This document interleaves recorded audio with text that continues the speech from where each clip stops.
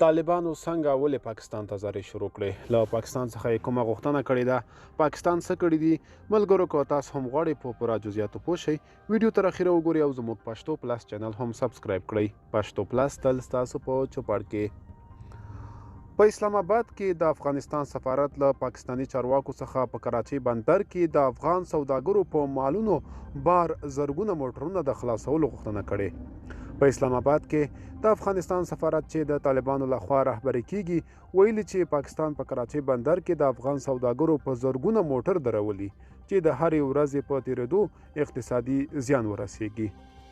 یا سفارت ویلي دا مهال د افغان سوداګرو له اموالو څخه ډک زرګونه ګاډي د کراچۍ په بندر کې د نویو سختو شرایطو لګولو له کبله ولاړ دي او د هرې ورځې په تیریدو سره پرې ملامتونکې مالیې لوړیږي چې د افغانستان اقتصاد او افغان سوداګرو لپاره لویه ننګونه ده.